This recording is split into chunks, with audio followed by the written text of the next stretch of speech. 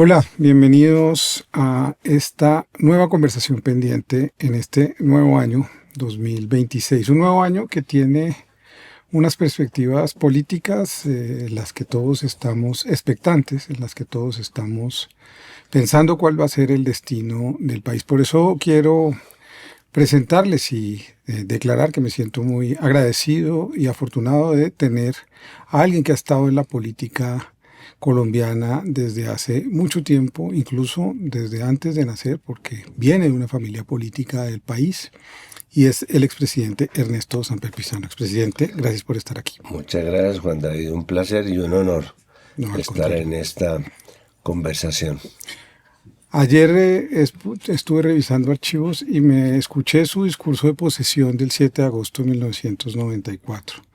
Además de que había personajes que uno dice, y esta gente estaba aquí, Fidel Castro, Alberto Fujimori, Yolanda Chamorro, mucha Violeta. gente, Violeta Chamorro, mucha gente que ya no está con nosotros, pero que representaba cosas importantes en América Latina, unas ominosas y otras virtuosas.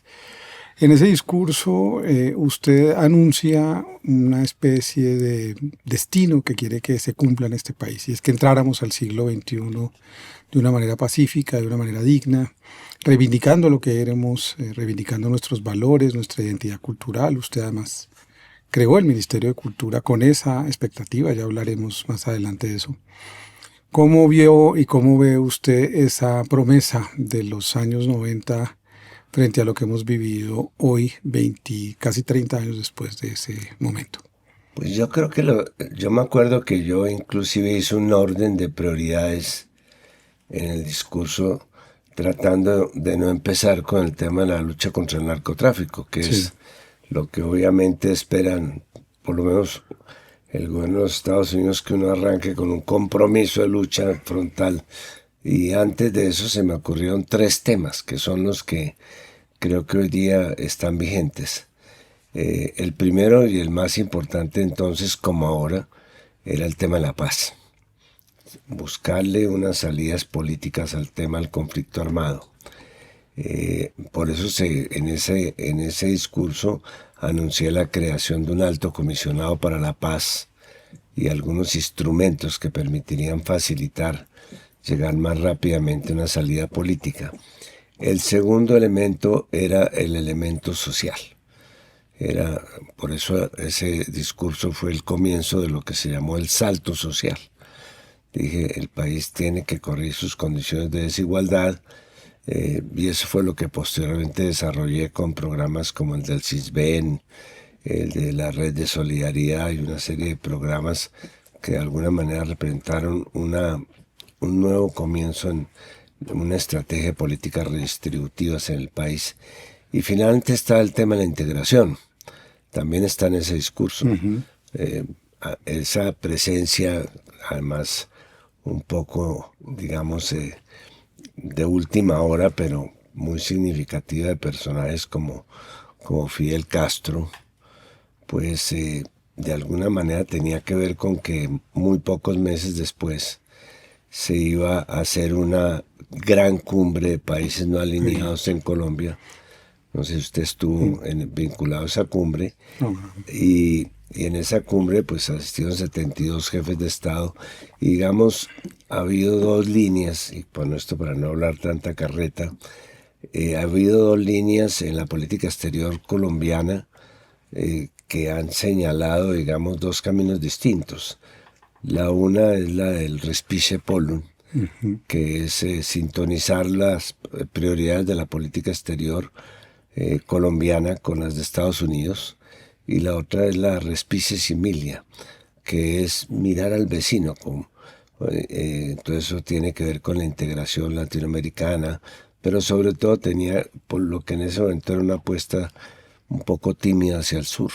Sin embargo, y además de que usted reconoce algunos aspectos del gobierno de su antecesor, que era del Partido Liberal, César Gaviria, y que dice que va a recoger algunas de las reformas que ya se habían iniciado, creo que el tiempo ha terminado por distanciar ese reconocimiento. No, a nivel personal no me interesa ni más falta hablar de personas, me interesa hablar de proyectos de país.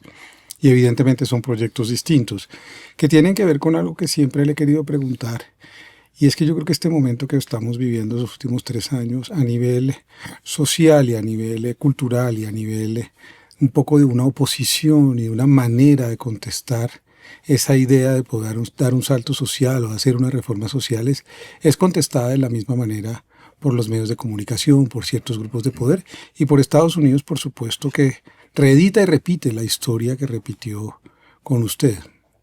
Es verdad, es verdad. Ahora, yo he estado pensando que de alguna manera, digamos, estas prioridades de lo que podríamos llamar mi proyecto político en esa época, llevaban a unos ajustes y a unas reformas que no se pudieron dar completamente porque suponían un cambio de modelo. Es decir, en los años 90 lo que estaba en moda en América Latina era la apertura económica, la internacionalización, el consenso de Washington, que tenía más de Washington que de consenso, pero que de alguna manera estaba impuesto por los bancos internacionales. Eso estableció, digamos, un marco ideológico, si se puede emplear, que yo comparo con lo que se está viendo hoy día, y es que aquí vivimos en el reino de la inmediatez. La política se volvió un tema inmediato. La política se hace en el TikTok, la política se hace en estos medios como los podcasts. Entonces eso ha impedido que lo que en los años 90 era una discusión, digamos, relativamente tranquila, que no tenía el sabor ideológico, hoy día por cuenta de las redes, de la polarización, de esta preocupación por la inmediatez, pues ha ideologizado muchísimo la política y ha hecho muy difícil sacar adelante proyectos que yo creo que este gobierno de alguna manera coincidía con esas 3 líneas generales que planteamos al principio. Pero esa contestación a la que yo me refiero tiene que ver también con una concepción sobre la vida republicana de Colombia. Y yo creo que al tocar usted ciertos temas desde antes, no desde que fue presidente, evidentemente eso se lo iban a cobrar, porque el dinero del narcotráfico ha estado presente en la vida colombiana, no desde los años 70, desde los años 50 y 60, como lo muestran algunos investigadores como Eduardo Sáenz Roffman. Usted, por ejemplo, dijo en los años 80 que había que legalizar desde la ANIF. Hay un célebre discurso suyo que incluso ha sido usado por artistas plásticos para... usted dijo cosas que no se podían decir, tocó poderes que no se debían tocar, habló de esta idea de abrirnos a un multilateralismo, a que nuestras relaciones no puedan depender de un solo país. Eso tiene que ver con una deriva histórica de la que ya vamos a hablar, de liberal, pero eso me parece que es una de las cosas que a usted no le perdonan, y después de ese discurso, a los 2 meses, usted está metido en una turbulencia tremenda, donde se juntan esas 3 formas, digamos, de poder que existen en Colombia, que son los Estados Unidos, los medios hegemónicos de comunicación, digamos, o empresariales, o que ya empezaban a ser corporativos, y la política tal como usted la está describiendo. Quizás habría que agregarle a eso hoy día por lo menos el tema de las redes. Es que yo tengo la obsesión de que el cómo se volvió más importante que el qué.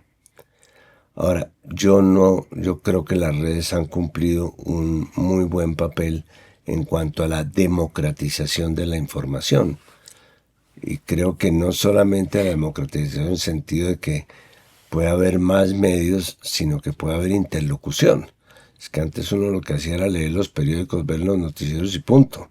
Hoy día puede uno opinar sobre lo que dicen las redes, sobre lo que dicen los distintos espacios digitales. Pero obviamente no hemos podido encontrar unos caminos para resolver esas formas de interlocución. Y eso yo creo que hace que este tipo de percepción sea distinto. Es verdad, yo en los años 80 planteé la legalización de la marihuana, porque vi en ANIF, que era un gremio que entonces funcionaba como una especie de centros de estudio, porque lo compartíamos con Belisario Betancur. Tal vez compartíamos la locura de la época también con Belisario.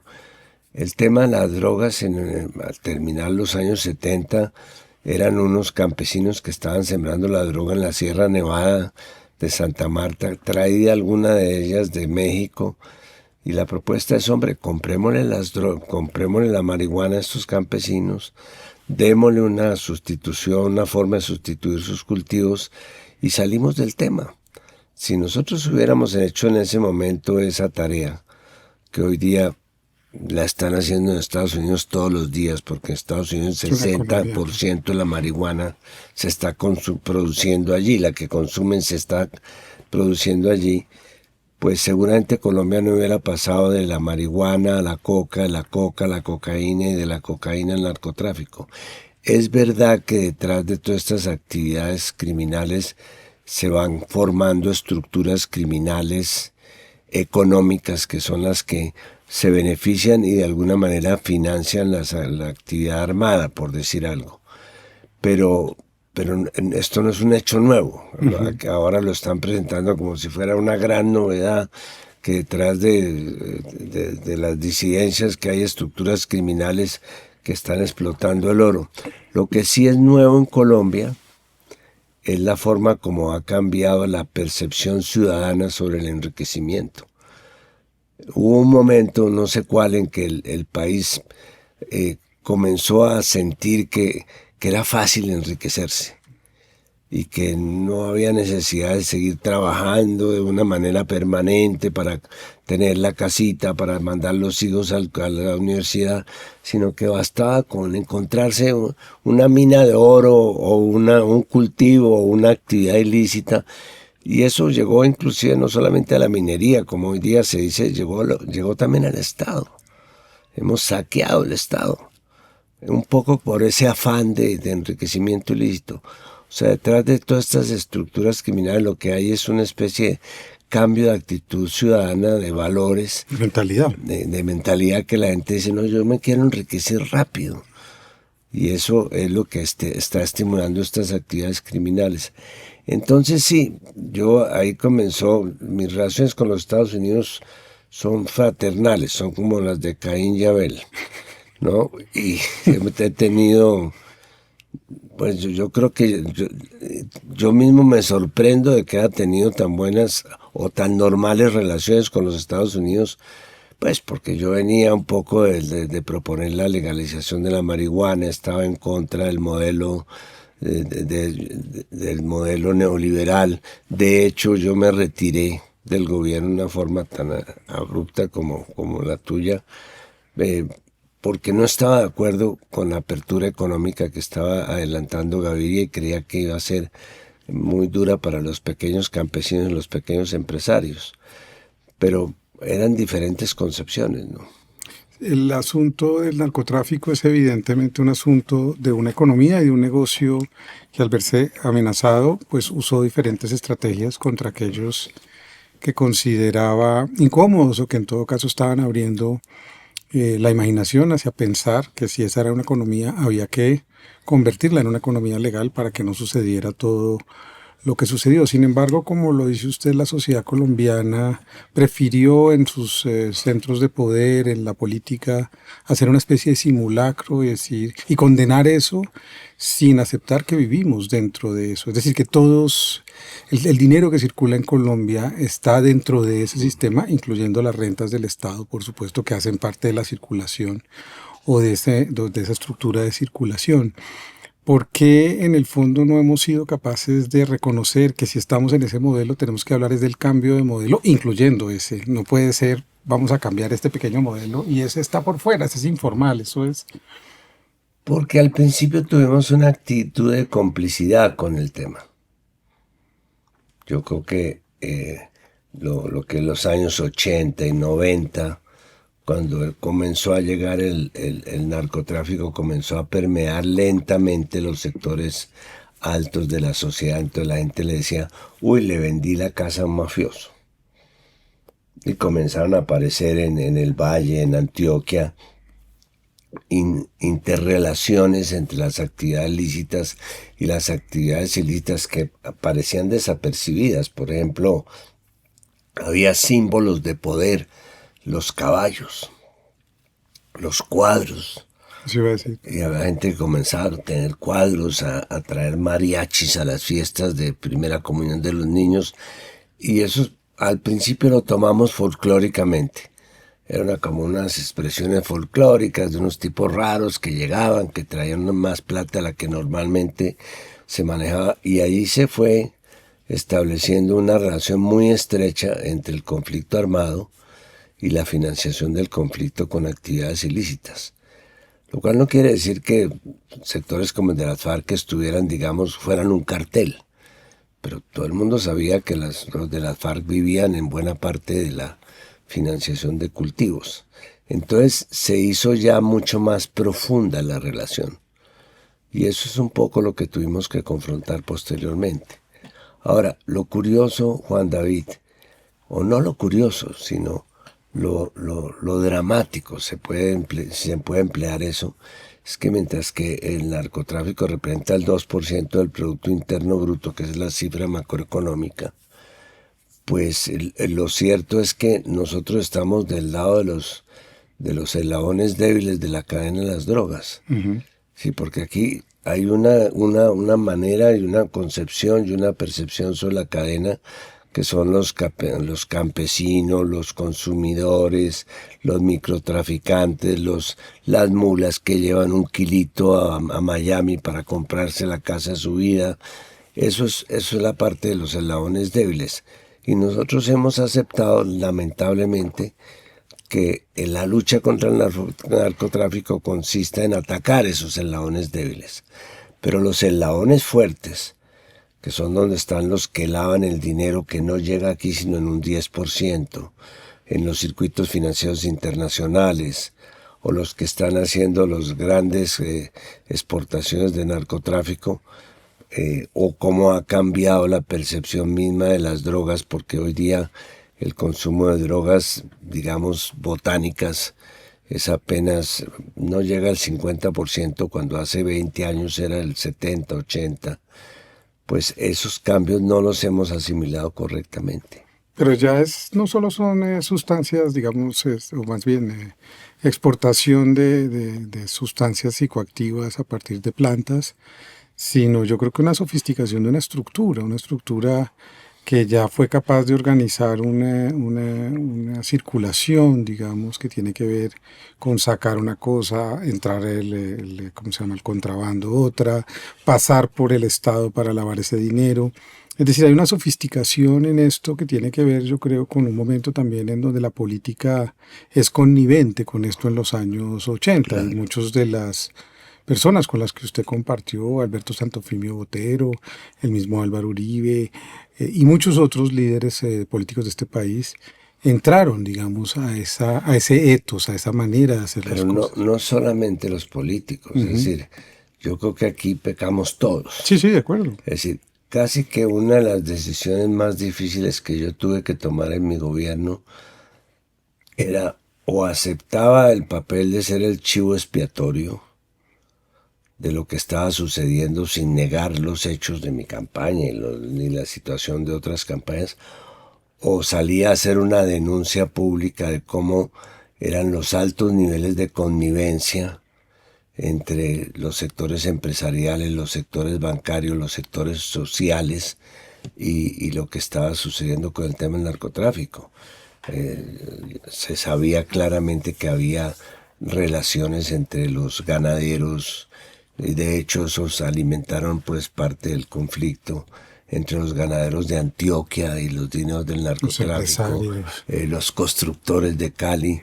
Ahora, ¿qué hubiera pasado si yo, en lugar de haber aceptado ese, digamos, que tenía que preservar la institucionalidad, hubiera salido a denunciar la connivencia del narcotráfico? Eso internacionalmente hubiera tenido unos costos muy altos. Es decir, usted toma la alternativa institucional, obedeciendo también a unas ideas de las que usted proviene, porque su familia proviene de ahí, su familia, digamos, a lo largo de la historia republicana de Colombia ha tenido una manera de estar aquí. De hecho, usted menciona en su discurso a Murillo Toro, a Alberto Lleras, podríamos hablar de López Pumarejo, por supuesto, y de sus parientes, Daniel Samper Ortega, en fin.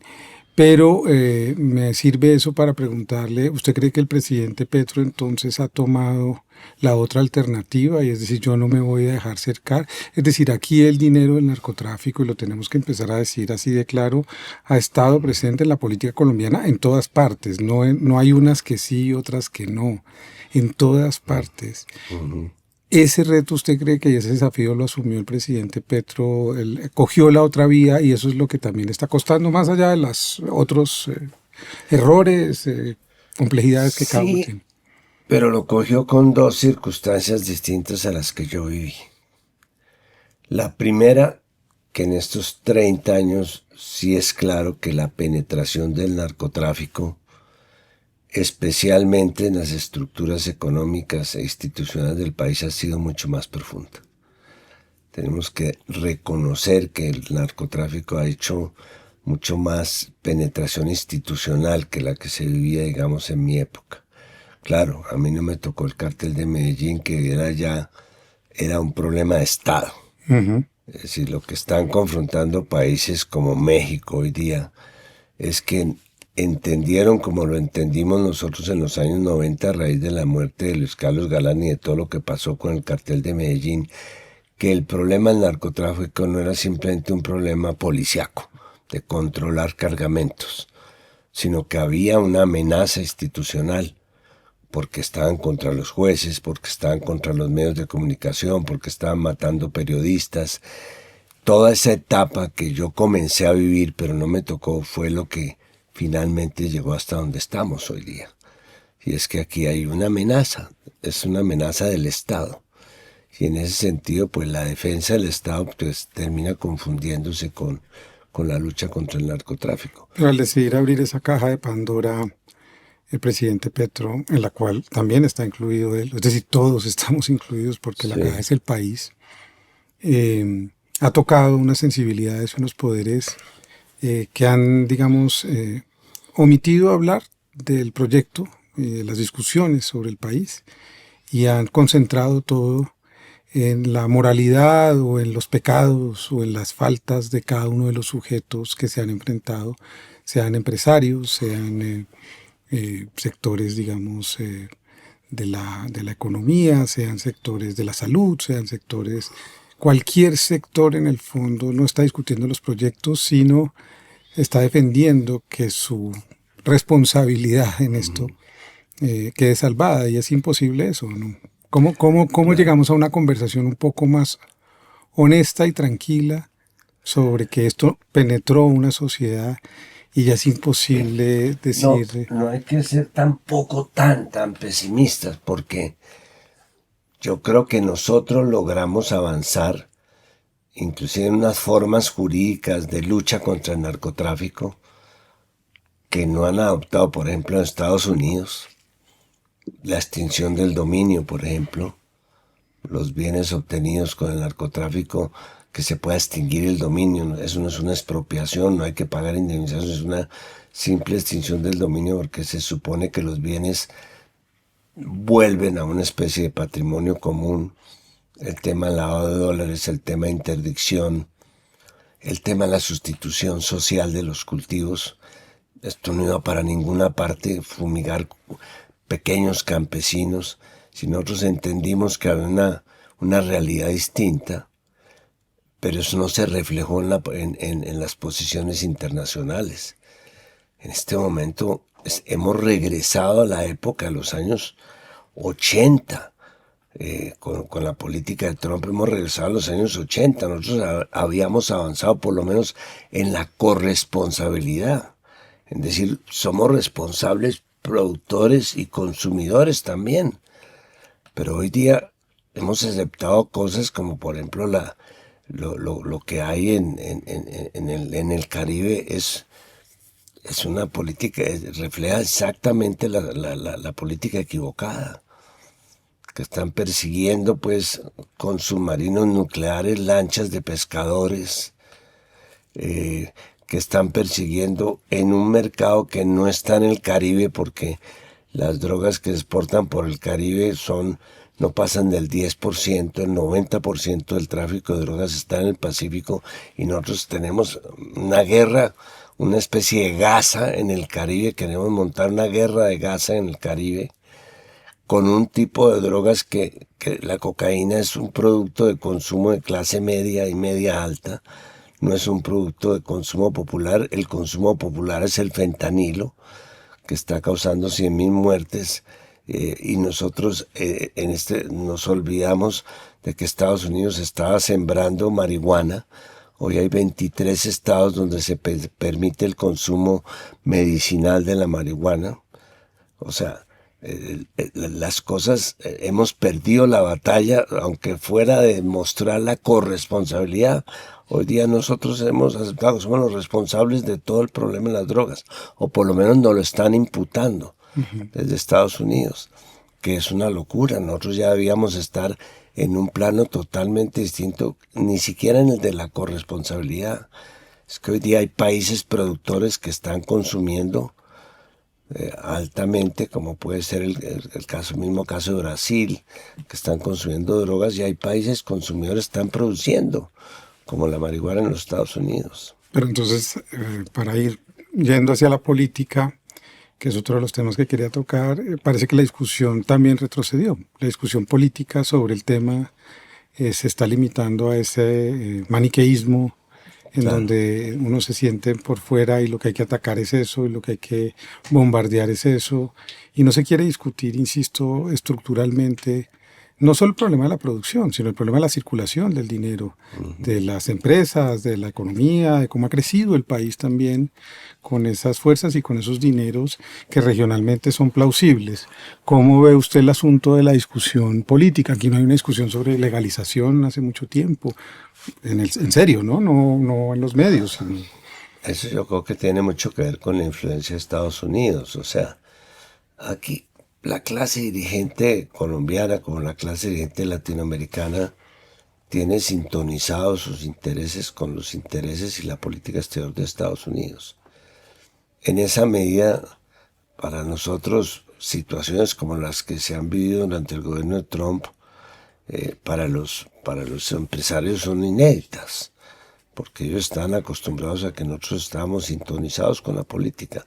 Lo que pasa es que ya cuando la política de Estados Unidos llega a devolverse los 20 o 30 años que se ha devuelto, después de que este país ha hecho esfuerzos durante 30 años, desde la muerte de Galán y a partir de la Constitución del 91, de sintonizar una especie de relación bilateral de lucha contra la parte fuerte del narcotráfico, que es la interdicción, el lavado de activos, la circulación por los circuitos financieros internacionales. Nosotros retrotrajimos la discusión a los años 80, en que nosotros somos los culpables, en que nosotros somos los punibles, en que no hay ninguna responsabilidad de parte de los Estados Unidos, y todavía más grave, y es que están tratando de convertir la lucha contra el narcotráfico en una forma de intervención en los países, como se vivía en los años 60 con la Operación Cóndor, cuando claramente se buscaban excusas para intervenir en los asuntos internos de los estados, y estamos a punto de volver a dar ese paso. Una especie de retromanía también cultural, ¿no? Claro, de volver a instalar... a punto de volver al paso de la intervención extranjera militar, que podría suceder en cualquier momento en Venezuela o en Colombia.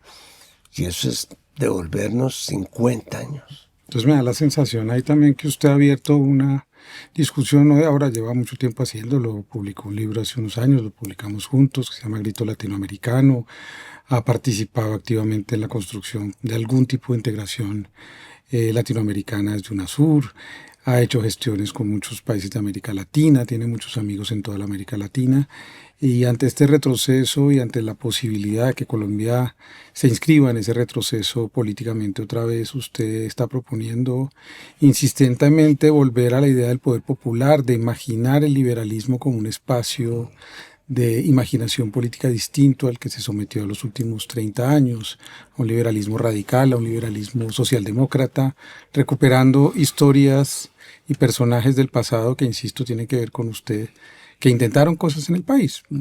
Por ejemplo, Alberto Lleras, en el sentido de la reforma agraria y así sucesivamente. De hecho, Juan David, lo que Yo creo que aquí hay un problema semántico que usted podría ayudar a entender y despejar. Y es que nosotros en realidad, dentro del Partido Liberal, existían dos tendencias o existen dos tendencias.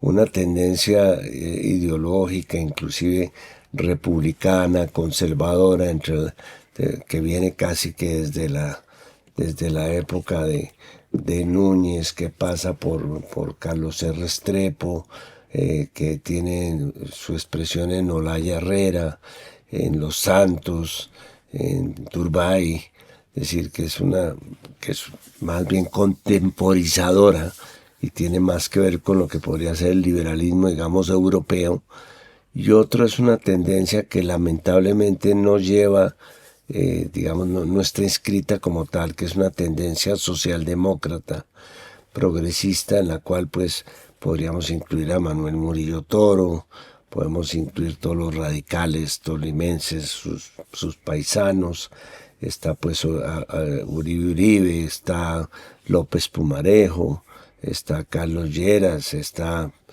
Alfonso López Miquelsen con el MRL. Turbay, Gaitán, digo Gabriel. Gabriel Turbay estaría más... En la otra. No, es curioso, hay un libro de Olga, Olga González, donde de alguna manera reivindica el papel de Gabriel Turbay como una persona progresista, que yo creo que es un acto de justicia histórica. También. Entonces, esa tendencia, que es lo que podríamos llamar la tendencia progresista, correspondería mucho más a lo que es hoy las tendencias socialdemócratas, o socialistas, o de socialismo democrático, si se quiere. Experimentos como el que hizo Correa, el que hizo Evo Morales, pues fueron experimentos desde el punto de vista económico exitosos. Nadie puede decir que Bolivia no creció o que no se disparó Ecuador, pero lamentablemente falló la relación entre eso y el sello político. Uh-huh. Faltó capitalizar eso como el resultado de una acción, digamos, de una concepción progresista de lo que debía ser el desarrollo y el tema de la lucha contra la desigualdad. En el libro de Olga Lucía, que yo sé que usted presentó Daniel y usted estuvo ahí oyendo, no me acuerdo, hay una disputa, de hecho hay una disputa en el año 46 o 45 entre Gabriel Turbay y Gaitán, digamos, quién iba a ser el candidato, y una vez más se rompe, como se ha roto tantas veces el liberalismo en esas disputas, pero finalmente creo yo que el liberalismo termina siendo cooptado por la tendencia más conservadora, uh-huh, hasta reventarlo, hasta destruirlo, digamos, hasta convertirlo en lo que es hoy, que no es ya ni siquiera un partido, es el feudo de alguien que se llama César Gaviria.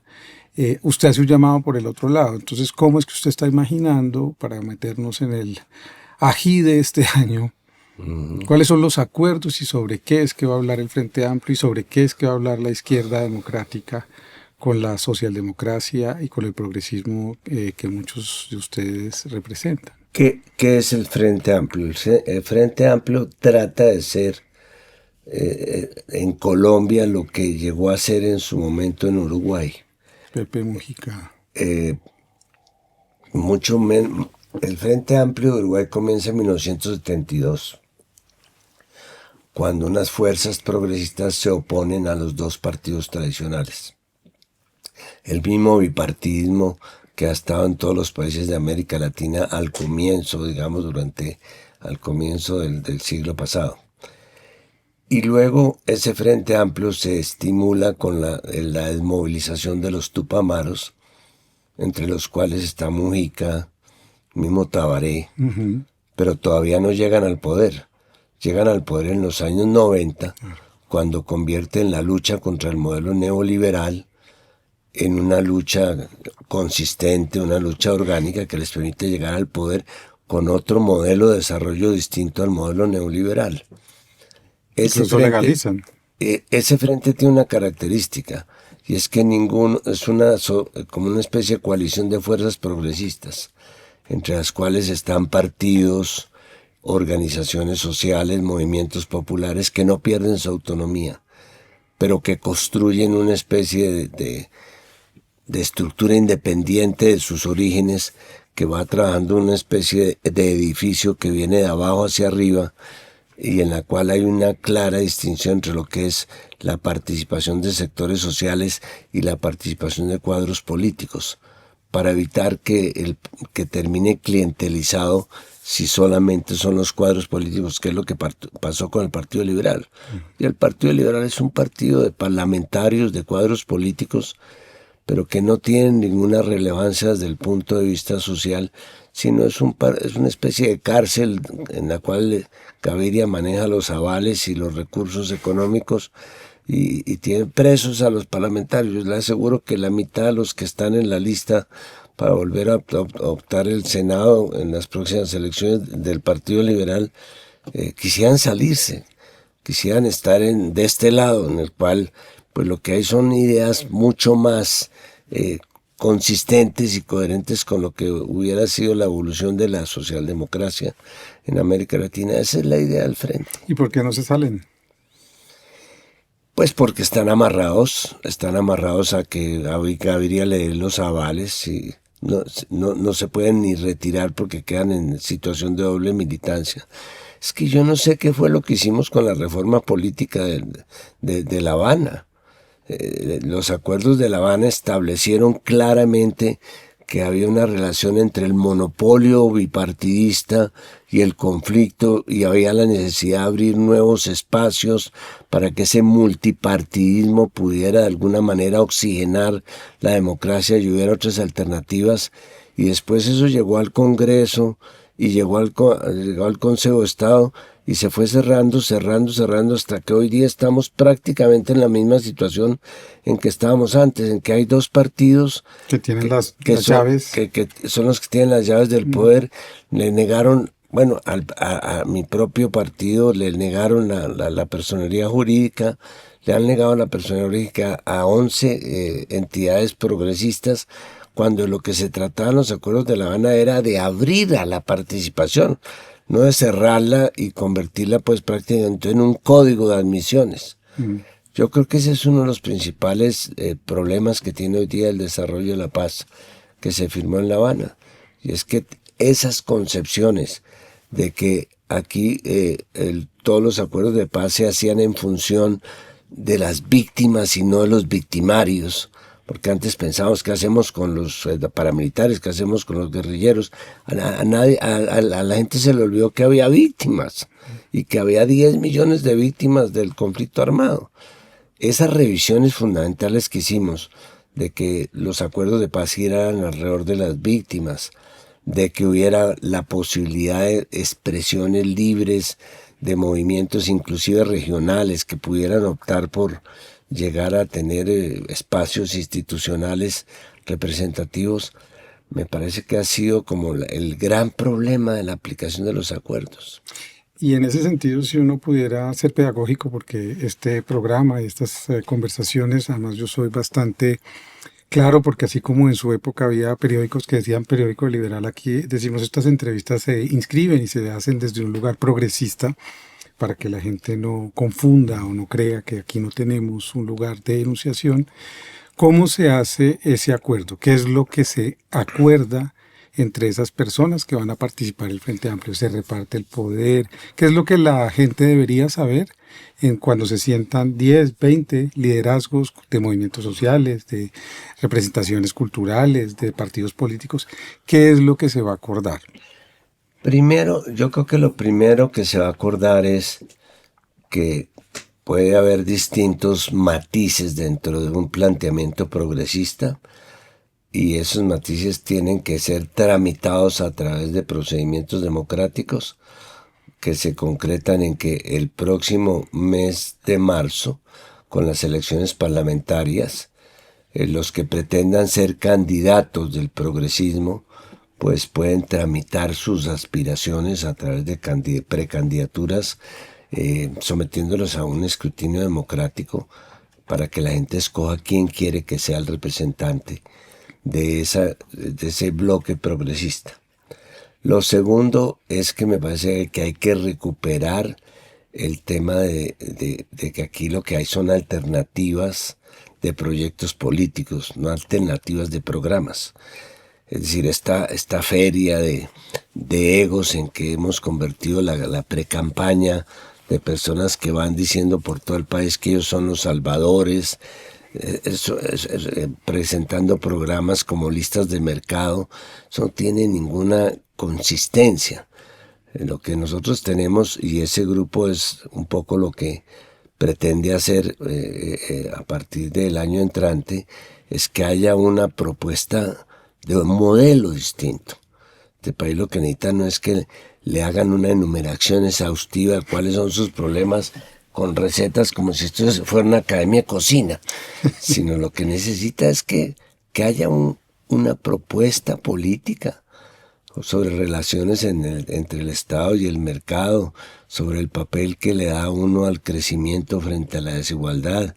Es decir, necesitamos un modelo solidario de desarrollo, porque la izquierda lleva 30 años combatiendo el neoliberalismo, pero no hemos sido capaces de proponer un modelo alternativo.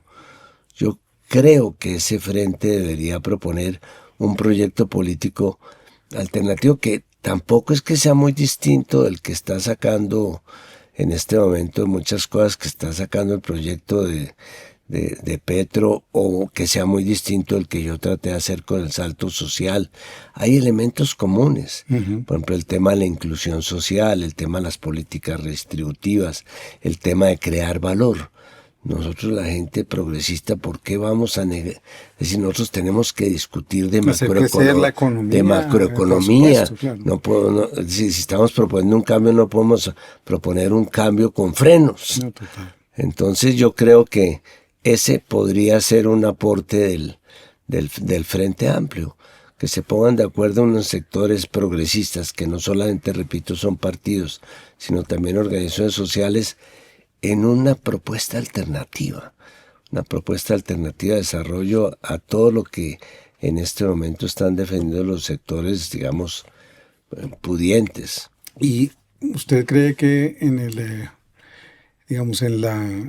resultado que haya en marzo de la persona que quede mayoritariamente elegida como el candidato de ese Frente Amplio, los otros egos, porque los hay, qué papel van a jugar? Porque me parece que la política colombiana también sufre mucho con esa idea de que si no soy yo no voy, si no soy yo, si usted no me promete y no me lo cumple, entonces yo no trabajo, no colaboro. Por eso la pregunta de por qué no se retiran del Partido Liberal quienes así piensan tiene un sentido también profundo, y es, pues si toca esperar un tiempo y si toca renunciar un rato a unas aspiraciones, pero hay que ir a otro proyecto porque es el país primero, pues uno renuncia un tiempo a unas aspiraciones y dado espacios.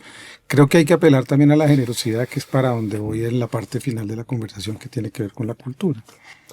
Mira, yo creo que sí, ese sería el ideal, pero la política no solamente se hace en el Congreso. Es verdad que existen unas bancadas. Yo creo que hay una reforma de fondo que hay que hacer. Esto les suena herejía a muchos, pero nosotros tenemos que ir a un sistema semiparlamentario, de un sistema político semiparlamentario.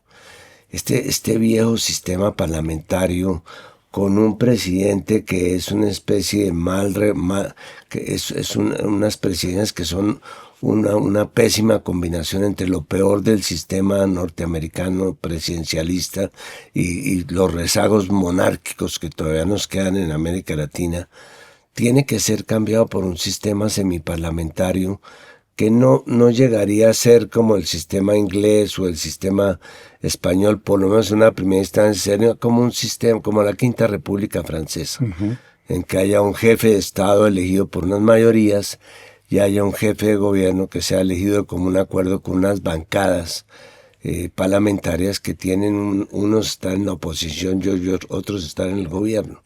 Yo creo que ese sería el sistema ideal, porque parte de la crisis política que está viviendo América Latina tiene que ver con eso, tiene que ver con el clientelismo, es decir, las negociaciones se hacen, y ahí están todos los casos de corrupción en que se hacen a cambio del Estado, y también tiene que ver mucho, y va a tener mucho que ver en los próximos años, ya eso lo dejamos para otro programa, con la diplomacia ideológica. Es que aquí ya las relaciones internacionales no se están dando entre estados, que era lo lógico, sino se están dando entre gobiernos. Entonces, si el gobierno no es amigo, entonces no existen relaciones entre países. Lo hemos visto ahora con lo de Chile. Que hay unos que se alinearon con Chile, otros se alinearon contra Chile. Eso no puede ser porque acaba con las relaciones internacionales. Pero yo me refería no solo al Congreso y a los senadores y representantes, sino a él o la persona que va a ser candidata a la presidencia. ¿Ve usted una energía concreta, posible, de que todos los que no resulten sean capaces de acompañar decididamente? Y lo digo por una razón, porque, insisto, estoy inscrito ahí. Uh-huh. Y es que lo que me da la sensación es que incluso nosotros mismos no hemos podido superar esa trampa que pone la política todo el tiempo, y es que para perseverar hay que agarrarse con los demás, hay que darse trompadas con los demás para prevalecer, gana el más fuerte.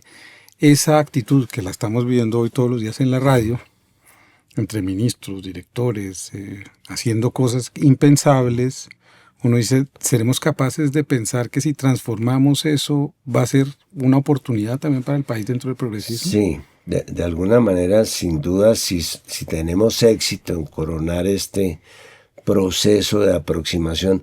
Antes la gente decía, la izquierda unida no es izquierda. Uh-huh. Para esta época se suponía que la izquierda estaba jalándose de las mechas, yo creo que aquí hay unos factores que nos permiten ser medianamente optimistas. Uno es que el gobierno de alguna manera es de izquierda y el gobierno está interesado en que su proyecto político se mantenga. No digamos Petro en sí mismo, sino hay un proyecto. Una gente, claro. Y la idea, y hay gente que está vinculada a ese proyecto y nos interesa que siga el proyecto progresista. Eso es una ventaja. Lo segundo es que yo he entendido en política que las mejores reglas de juego son las que están dispuestos a aceptar los que deben someterse a ellas.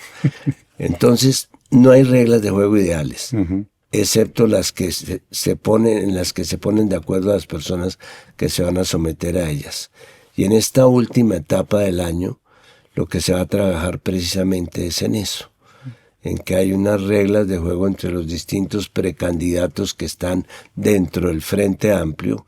El Frente Amplio todavía no existe como entidad orgánica. El Frente Amplio es una estrategia electoral en este momento que puede volverse un proyecto político a partir del momento en que se escojan unos parlamentarios, que se lograra mantener el Ejecutivo, en fin, a lo que haya que ajustarse. Pues yo creo que eso es muy interesante. En 1994, en ese discurso con el que comenzamos esta conversación, usted anunció la creación del Ministerio de Cultura y dijo una frase que me parece muy interesante y que yo no había oído, pero evidentemente la había oído sin ser consciente. Es que usted dice el Ministerio de la Cultura como un lugar en donde la acción del Estado tiene que ser central para recuperar, crear e insistir en una identidad. Ese discurso, por supuesto, a lo largo de los años empezó a volverse cada vez más frágil y el ministerio se convirtió en una suerte de administrador de las artes en Colombia. Con la honrosa excepción de cuando estuviste tú en el ministerio. Pues claro, porque tenemos un proyecto. Claro. Lo que era el ministerio realmente. Entonces, yo quisiera preguntarle precisamente por esa idea. Usted conoció un país intercultural, recién inaugurada una constitución, y esas culturas han sufrido un montón de destinos trágicos y complejos. ¿Cómo ve usted el asunto cultural, no artístico, en el país desde que usted fue el creador en 1997 de ese ministerio? Hubo dos razones de fondo para proponerlo al Ministerio de Cultura. Una de ellas, la más importante a mi juicio, es que el Ministerio de Cultura debería convertirse en el Ministerio de la Paz. No debe ser el Ministerio del Interior el que maneje la paz.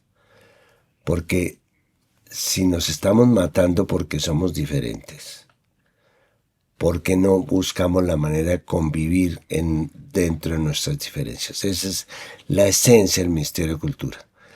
Y para que eso fuera posible, había que sentar al representante de la cultura en el gobierno en el gabinete. Era el reconocimiento político de la cultura. Y fueron los dos objetivos fundamentales que tuvimos para plantear eso. Y tuvimos enemigos grandes y valiosos como García Márquez. García Márquez porque un poco él se había inventado el sistema mexicano todos los representantes de la cultura estaban que no funcionó, y yo no sé si ya hay Ministerio de Cultura en México, pero va a haber. Sí, Consejo Nacional de Cultura. Necesariamente tienen que llegar allá. Esos fueron como los dos objetivos. Por supuesto que estaba el tema de las industrias culturales, el tema de la seguridad social para los trabajadores de la cultura, que también eran importantes.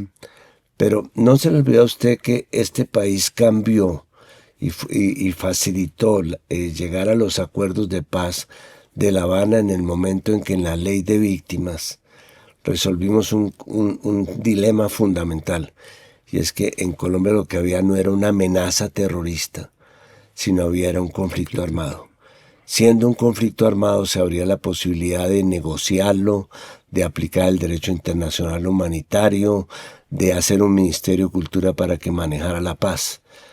Antes lo que había era, aquí hay una amenaza terrorista, lo que tenemos es que triplicar el presupuesto militar del Estado, tener una presencia disuasiva mucho más grande, y eso fue lo que prácticamente llevó a que reflorecieran o volvieran a surgir formas de violencia que no existían antes. Pero esa idea de que lo que teníamos era un conflicto fue fundamental para darle un sustento ético a la paz, y es que la paz es en función de las víctimas, no de los victimarios. Como decía alguien que usted conoció, y con eso le doy las gracias y me despido, una sociedad preparada para la paz es una sociedad preparada para el conflicto. Muy que buena lo dijo frase. Estanislao Zuleta. Quiero darle las gracias y desearnos suerte en este año, que ojalá nos permita en medio de esos conflictos llegar a unos acuerdos para que podamos soñar un país con una cultura de paz, y que el Ministerio de Cultura ojalá se convierta en ese lugar que ustedes pensaron y soñaron, y que se fortalezca con esa idea y no solo con la idea de la administración de unos recursos. Pues muchas gracias, Juan David, y ojalá todos estos espacios se multiplicaran, porque necesitamos muchos más para transmitir este mensaje. Y a ustedes gracias por esta conversación pendiente. Recuerden que no queremos tener la razón, sino llenarnos de razones, y este año vamos a necesitar muchas para seguir soñando con un país diverso, intercultural, importante, grande, bello, generoso. Un país que no puede estar condenado al miedo. Nos vemos.